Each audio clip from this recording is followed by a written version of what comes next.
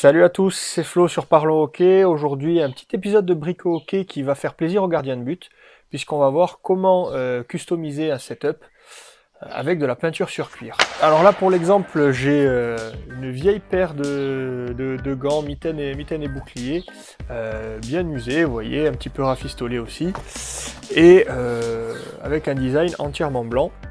On va voir dans un premier temps comment rattraper un petit peu ça, et puis on va se le personnaliser à nos couleurs. Alors petite astuce, surtout quand on a du matériel blanc, si on veut éviter le style Arthur Zirbé avec des traces de palais un petit peu partout, le meilleur ami du gardien de but c'est ça, la gomme magique. Si vous ne connaissez pas, vous demandez à votre maman, normalement elle va savoir ce que c'est trouvable, ça vaut pas grand chose.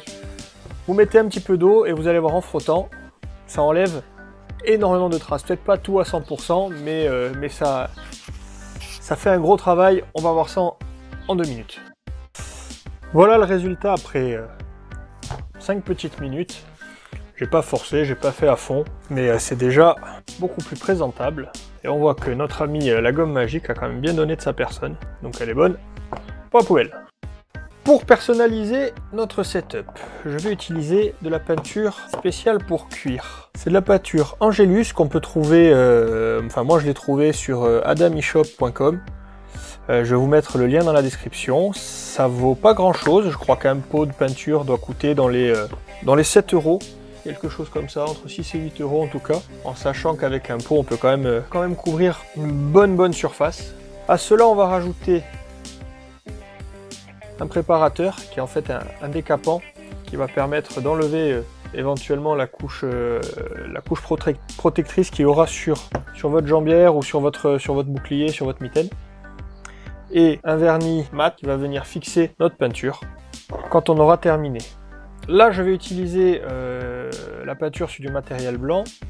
C'est tout à fait faisable de le faire sur du matériel de couleur ou foncé. Pour cela, moi je conseille de rajouter du blanc avant pour faire une sorte de sous-couche pour que la couleur ne s'altère pas. J'utilise également du scotch de peintre pour venir protéger les parties que je ne veux pas recouvrir. Donc l'une des parties fastidieuses, ça va être de venir protéger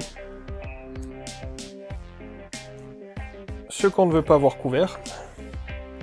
Donc là, moi en l'occurrence, je vais faire mes 3 bandes en bleu et en bleu marine, bleu ciel. Et donc, je vais recouvrir de scotch tout autour. Alors, je vous suggère de ne pas bâcler cette étape parce que autant si on suit bien les designs du matériel, on obtient un résultat très propre. Autant s'il commence à y avoir des coulures, des pâtés ou je ne sais pas quoi, et ben ça fait tout de suite pas beau du tout quoi. Donc vraiment ne bâclez pas cette étape. Voilà, comme on fait son lit on se couche, hein, c'est la préparation de votre travail qui va en déterminer en grande partie le résultat final. Maintenant qu'on a posé le scotch, on va pouvoir passer à la partie rigolote, c'est-à-dire peindre notre matériel. Alors on a dit dans un premier temps qu'on allait passer un petit coup de préparateur décapant. On passe juste un coup rapide, c'est histoire d'enlever la couche de surgras qui va freiner la peinture, en fait, qui va l'empêcher de bien imprégner la matière, que ce soit du cuir ou du simili d'ailleurs. Hein. Ce sont des produits qui sont faits également pour le cuir synthétique. Voilà. Maintenant que c'est décapé et que c'est sec, je vais pouvoir attaquer. Et je vais commencer par mon bleu marine.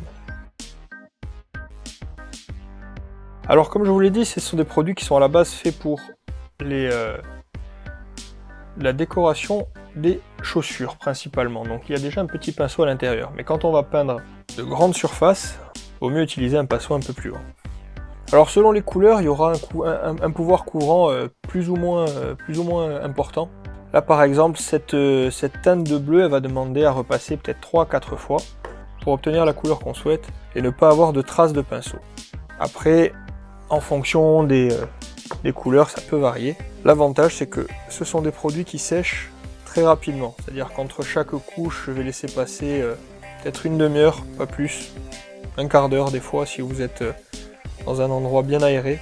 Voilà, ma première couche est passée, vous voyez, c'est pas encore très propre, c'est pas encore très beau. Alors, en attendant que la bande centrale sèche, ben, je vais faire les bandes extérieures.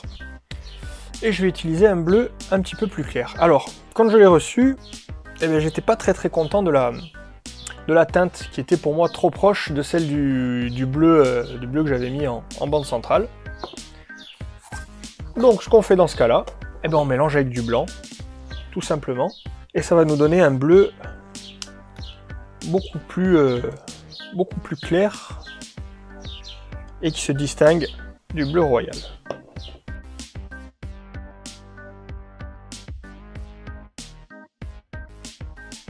Donc en général pour la bleu ciel, vous voyez, et c'est pas le fait d'avoir ajouté le blanc, hein, c'est vraiment ce bleu ciel là qui est plus épais, plus couvrant. Je vous avais dit que j'avais besoin de 4 couches pour la bleu marine, mais pour celui-là en général j'ai besoin que de 2 couches. Des fois j'en mets une troisième histoire d'assurer le coup. Et vous voyez là, même avec une première couche, on est quasiment impeccable.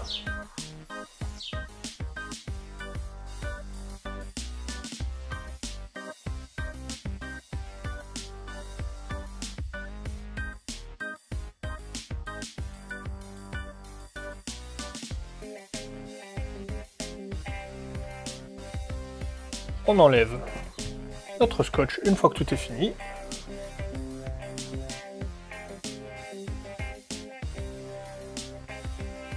C'est pas beau ça? On n'oublie pas de passer notre vernis qu'on va diluer dans un petit peu d'eau.